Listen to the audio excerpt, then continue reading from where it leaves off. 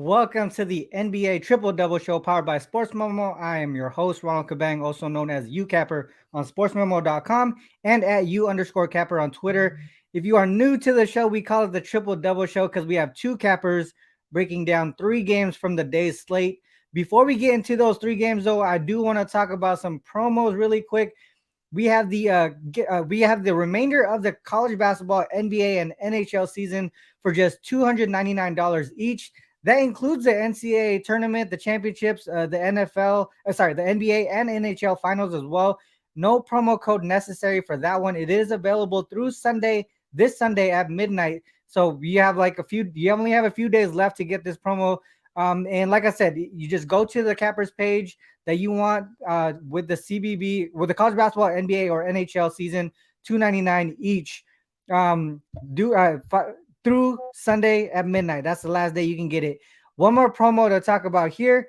Promo code 7. You can get a 7-day all access pass for just $49 from either myself or Matt, or you can use it for the both of us if you want, $49 each. Both of us do handicap more than just the NBA, so you can grab all of our plays for the next 7 days for just $7 each day. These amazing promos are available on sportsmemo.com only. So make sure you head over to the site after the show to grab these amazing deals. Also, make sure to hit the like and subscribe button before you go. It only takes a couple clicks, just like a half second to do it, and it helps our show grow tremendously. With that said, let's bring our guy Matt in here.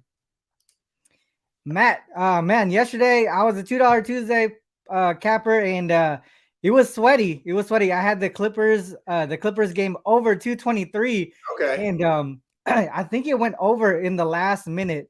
I was waiting for 2 points for like 3 minutes, and it wasn't coming. And I was at one point, one of the guys missed the open layup, and I was getting really frustrated, but ended up going over. Glad the 5% hitter, 5% Tuesday play hit. But other than that, man, it was a good day overall for me. 3-0 college basketball, 2-0 NBA. Much needed day after I lost 2 days in a row. So hopefully we just continue in that trajectory here. How about you? How did everything go for you yesterday?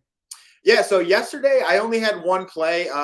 Tuesdays are kind of my busier days, so I don't attack those games all that much. And the Tuesday NBA slates are, a little smaller, sometimes a little iffy. It was an okay slate yesterday. All I had was the Blazers +7. I honestly thought that was looking good. Damian Lillard was absolutely on fire yesterday. Yeah. Had like 30 points at half, but that ended up getting a little bit away. And that Nuggets team is looking pretty damn good right now, and they have their full lineup intact. But the best bet lives on from Monday. We're 14-3, our last 17 with these show best bets. Like, I just need to keep running those every single day, and we'd be able to units. But your player props on the best bets have been amazing throughout the whole season. So yeah, just keep doing that. That'd be awesome. Exactly. We're seeing that pretty good right now, and looking to keep it rolling today. So I'm excited to break down this slate. There are some good games, with some high totals, high pace matchups, little defense, exactly what we like to target for the player props.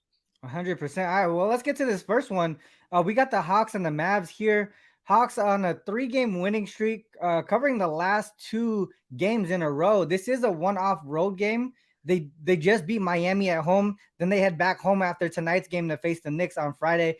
Mavs, they've lost and failed to cover in 4 of their last 5 games. They lost back-to-back games to the Blazers, who we just talked about, by 17 points in each of those games. Luka did sit in that second game, but he did play in the first one.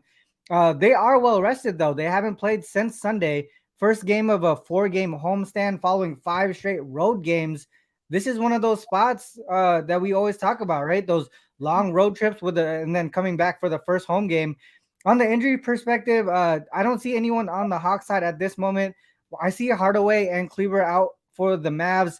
Finney-Smith, Luka, and Green are all probable, so we should see all 3 of them here. The key, I know obviously Luka is going to be a key player, but Finney-Smith has been out, and he's one of their best defensive players on the squad. So is Josh Green. I feel like he's a really underrated defensive player as well. So it's going to be interesting to see the dynamic as they come back here. Are they going to be more defensive minded than they have been lately?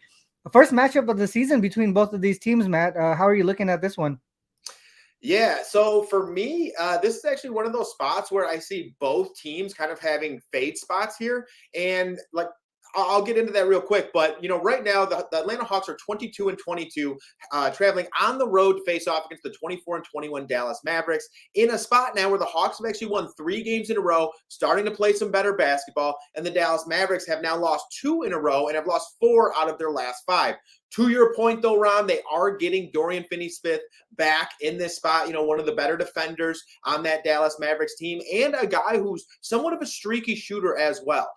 For the Mavericks, on top of that, they're going to be without Tim Hardaway Jr. here, and I think that's kind of key because he's actually been somewhat the number 2 to Luka, hitting those outside shots, getting around 10 plus points, 15 points, sometimes going off for 20. So I do think it's key missing Tim Hardaway here. And then for the Atlanta Hawks, they actually get the return of Clint Capella, helping to solidify that paint, that the rebounding, things of that nature.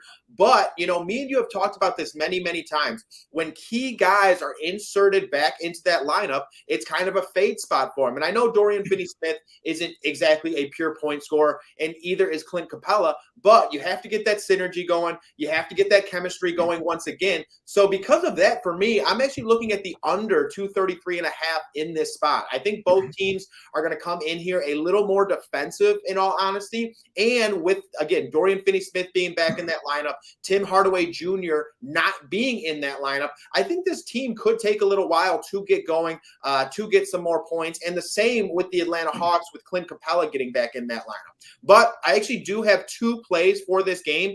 Another play that I'm really liking, and it was very, very close to my best bet, was John Collins over 21.5 points, rebounds, assists. I think this is a great spot for John Collins.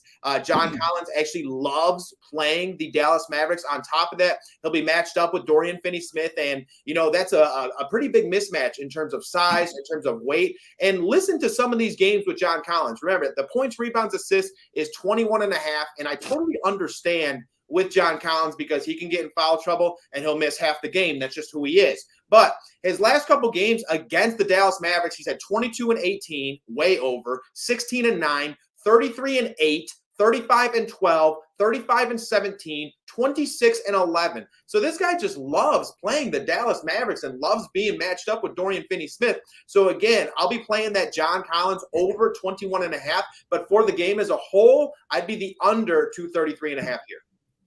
Man, it almost seems like we're looking at it on two different wavelengths, Matt. Usually we're on the same side here, but this is one I think we're obviously I'm not obviously, but I'm gonna break it down a little bit. But I'm thinking it's the other way here. I'm looking at the Mavs here, 16-4 straight up, 8-11-1 against the spread, 14-6 to the over as home favorites. If we add that the total is over is 220 or greater, they're 9-0 straight up, 7-2 against the spread, 8-1 to the over. They're averaging 124.1 points per game, allowing 110 per game in that spot specifically.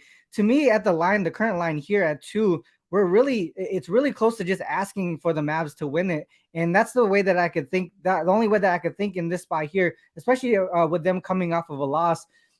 One other thing to note, the Mavs here are favorites on the first game at home following first game on the road following a home game. This is I believe it's 6-1 straight up, 4-3 against the spread, 7-2 to over in that spot. Following Mavs at home following a loss as well, 8-0 straight up, 5-2-1 against the spread here, and 8-0 to the over. They're averaging 123.6 points per game. I know we talk about being home for the first game following a road trip and how that affects the team. The other aspect of it to me is just sometimes some teams have it, some teams don't. In this spot, it seems like the Mavs do well in this spot specifically for the most part on the offensive side of the ball. And we talked about Finney-Smith and Josh Green and how their impact is on the defensive side of the ball. But for me, it's almost like what we talk about when the key player comes back, right? Sometimes it's not the offensive side of the ball that struggles. It's the defensive side of the ball that struggles because of the chemistry that they have within the roster and everyone doing on their rotations, being late on rotations because they haven't been playing for a couple of weeks or whatever it might be. I think that's the spot here where they may have over adjusted initially with the open line or open number on the total. And because Finney Smith is such a great defender, it might be the case that they over adjusted on the opening total, and that's why we see the total going up here. Specifically, the Mavs haven't playing really great defense either. I think if I'm looking right here, last 5 games, they're 28th in the league in defensive rating. And I think obviously, Finney Smith, Green being defensive playmakers, I don't know if they're going to be able to make a huge impact on the first game back. And that's going to help the Hawks here offensively. But the other piece is the Hawks on the road, on the first road game off at least a home game, 2-8 straight up, 0-10 against the spread, 6-4 to the over. They're averaging 111.2 per game, allowing 120.4 per game. And if you add if it's a non-conference game where they travel, 0-3 straight up, 0-3 against the spread, 3-0 to the over. A lot of things to me pointing to the Mavs, pointing to the over for the most part. And that's the way that I can look here. Does that like, I mean, some of the things that I just broke down as far as in season, that's just the only way that I could look. Is there any rebuttal on that? I mean, there's a lot of stats that kind of point in that direction. No, I totally get where you're coming from. And I mean, you know how I play a lot of the times too. If I see you, hit 8 games in a row or whatever it may be, I'm going to be that guy to go on the other side for that next one. Or, same with player props. If I see, I got something hanging from my hat. If I see you hit 4 or miss 4 times in a row, I'm going to be that guy to back you in that fifth. So it's just kind of the way I cap a little bit. I kind of break trends sometimes rather than continue to ride them throughout.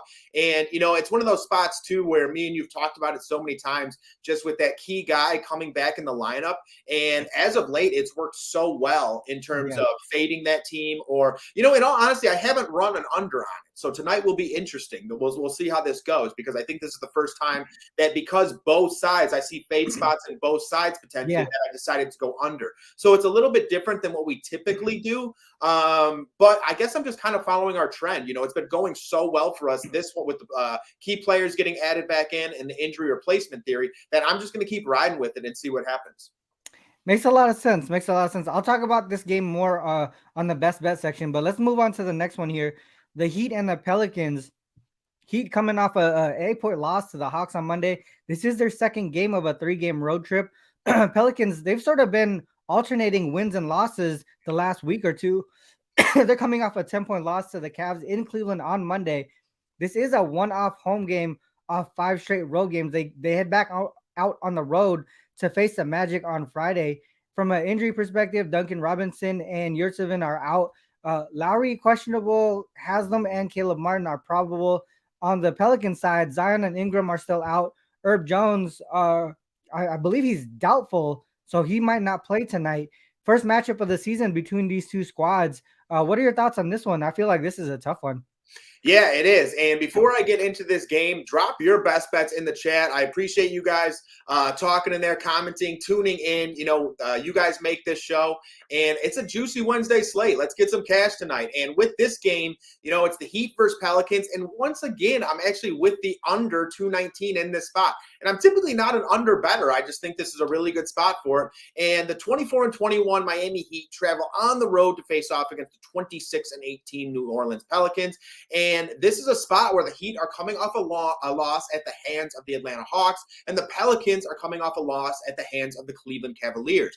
The Pelicans have now lost 4 of their last 6, and the Heat have won 2 of their last 5. So both teams struggling coming into this matchup a little bit. And because of that, that's why I'm going with this under 219.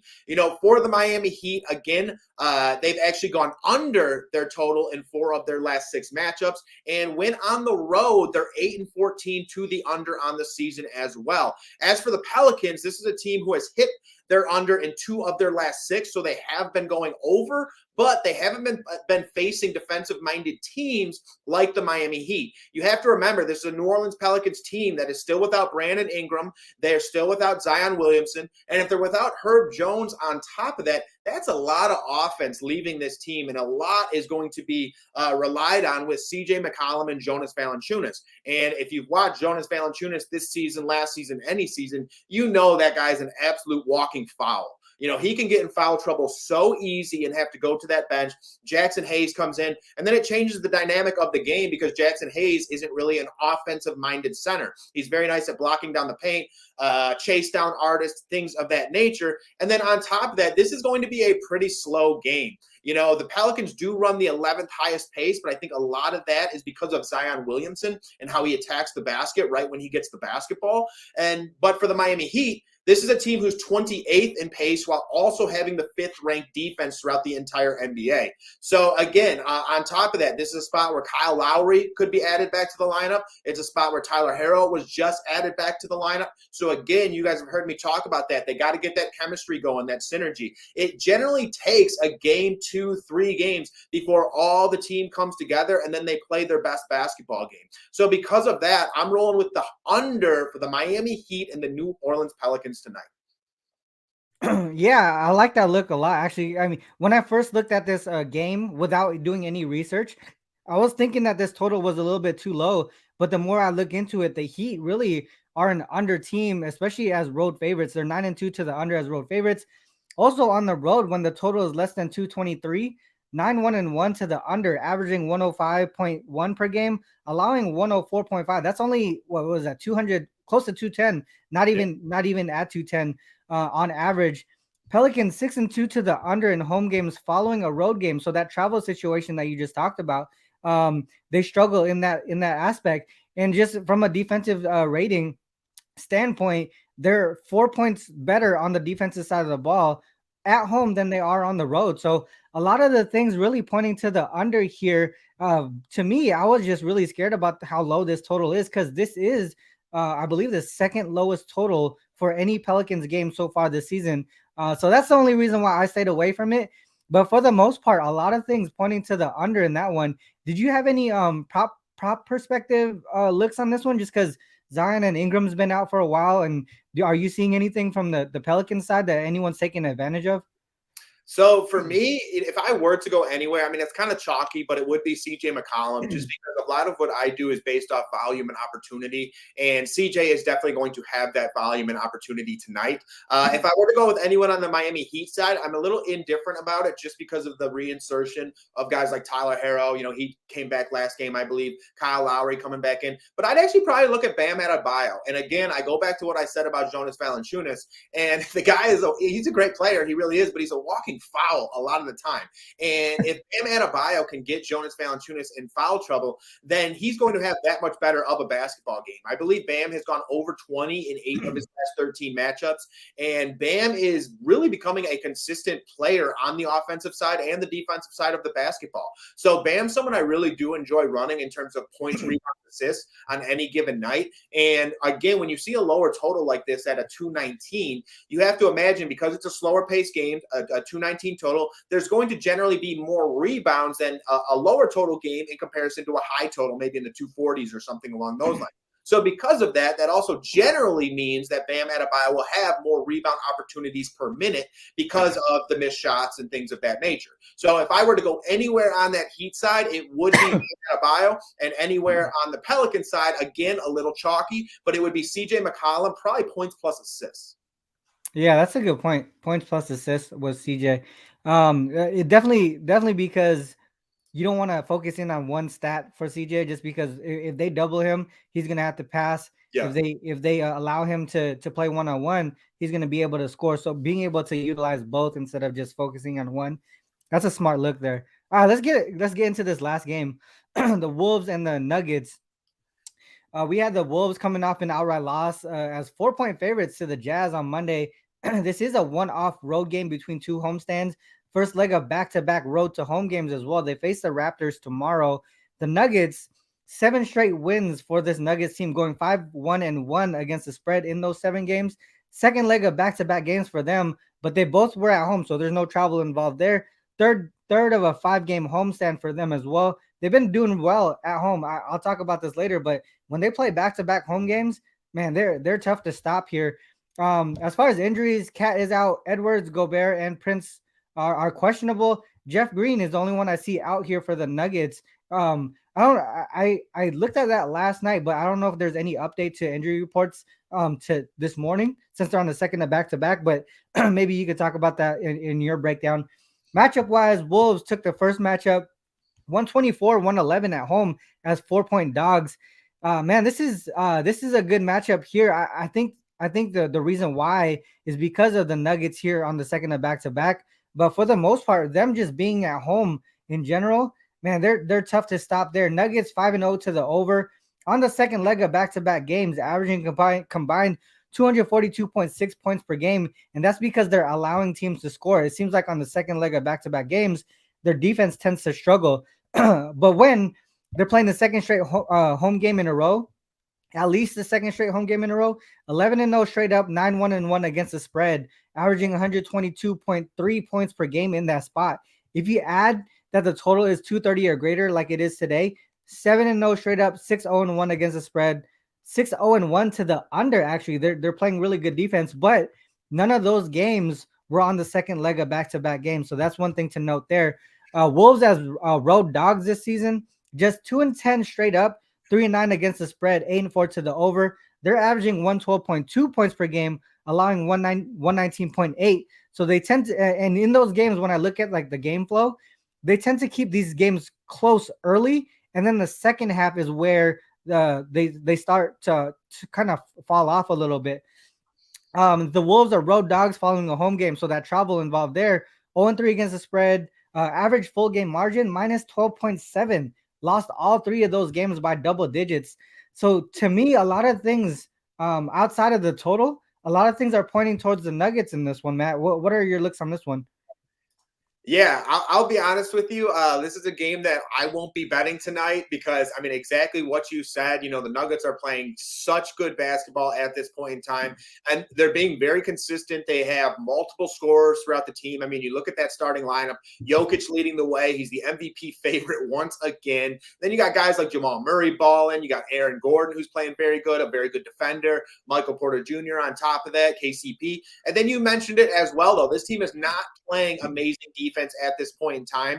But for me, if I were to go anywhere, and again, this is not an official play because I do not want to get in front of this train that is the Denver Nuggets. But I'd actually be with the Timberwolves at plus 8.5. I think this Timberwolves team can be a little sneaky at times. You know, Anthony Edwards is very capable of going on the road and playing very good basketball. You have someone like Rudy Gobert in the middle, and obviously you can't stop Nikola Jokic. But I do believe the length of Gobert could help to limit him a little bit more than typical, and we'll probably see Nikola Jokic look to facilitate the basketball a little more tonight because of that.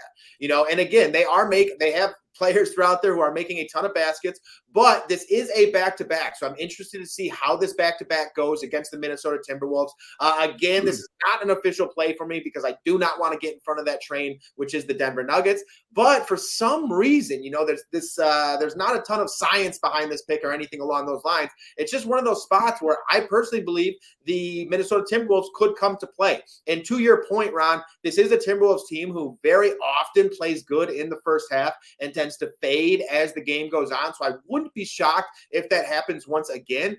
But again, it's just one of those spots where I think the Timberwolves could come into Denver, play a little bit better of a game than a lot of people expect, maybe led by Anthony Edwards. So if I were to go anywhere, I think it would be the Timberwolves, but I'm not touching this game personally. Yeah, it is a large spread here, but I think it might be for a reason. For me, I would probably wait until the half, you know, and see where it is. And if the Wolves do keep it close in that first half, probably look towards the Nuggets in the second half there. Hey, shout out to the chat here. Everybody dropping plays. Everybody dropping some information. Shout out to you guys for popping in here. Hope you guys.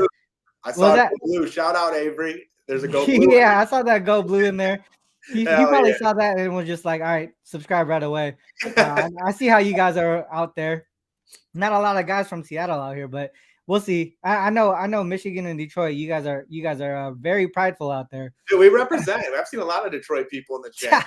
Yeah, our boy Mitch, like always. I love when Mitch is in here dropping his plays. Yep. You know, you talked about Jokic and versus Gobert here. What is his? Do you know his point props off the top? Jokic. Yeah. Jokic, because Uh, I'm looking at his game log here. He's been hit pretty well against him, through his career. So I was wondering if look his this point up. props is under 26 or something like that.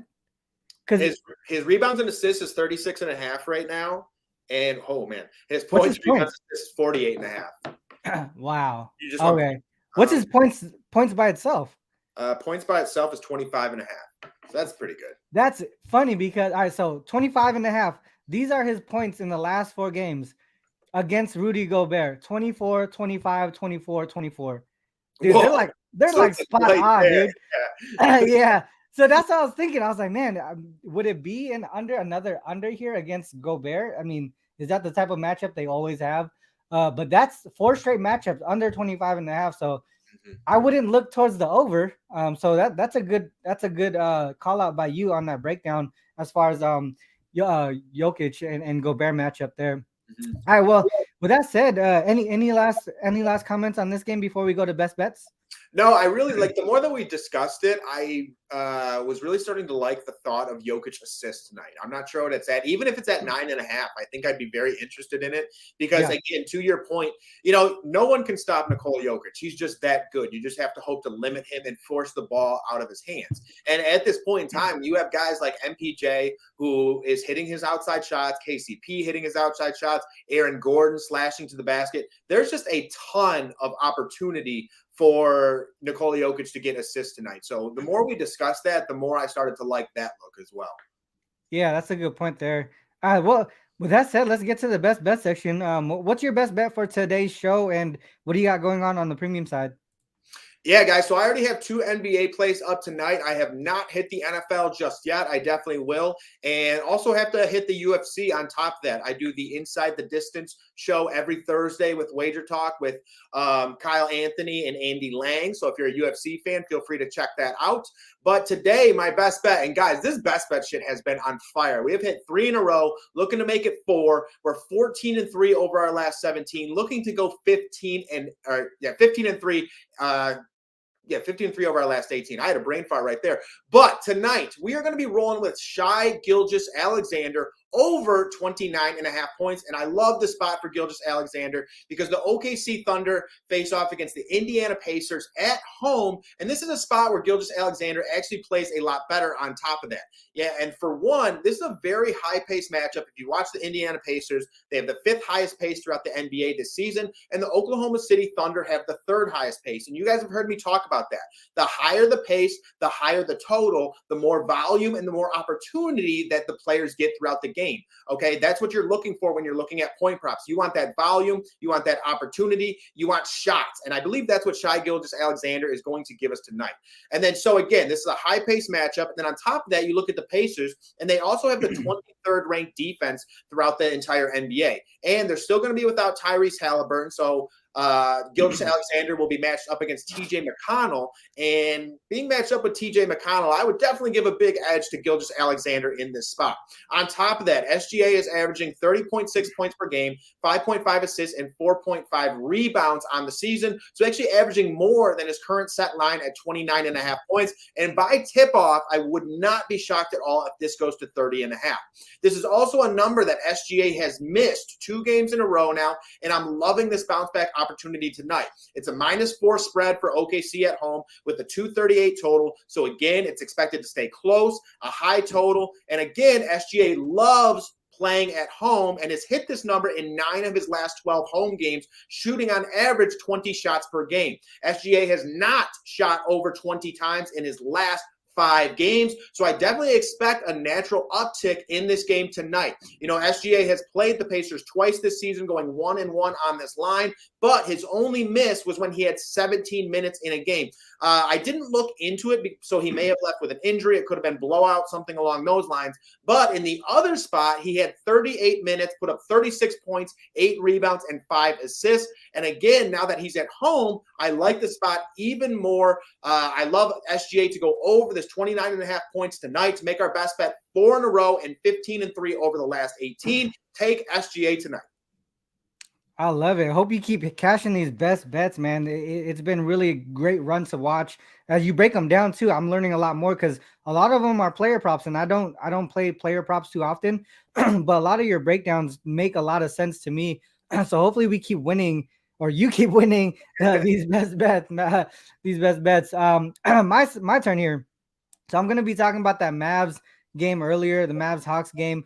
I'm looking at the Mavs team total specifically. We talked about a few things earlier in our breakdowns why we could take the Mavs on the spread or why we could take the Hawks on the spread in this game specifically. And the reason why I want to take advantage of just the team total is because we kind of take that out of the perspective for the spread because of the fade spot. All I know for sure, well, all I know is that I feel like the Mavs are going to be able to put up points in this game against the Hawks here. I mentioned a lot of trends earlier. Talked about how they were, how the Mavs do as home favorites in this spot, especially when the total is greater than 220, averaging 124.1 points per game in that spot. 9-game sample size. The Mavs also the faves on the first game at home following a road trip, 6-1 straight up, 4-3 against the spread, but focusing again on their team total, they went over in six of those team total, six of those games.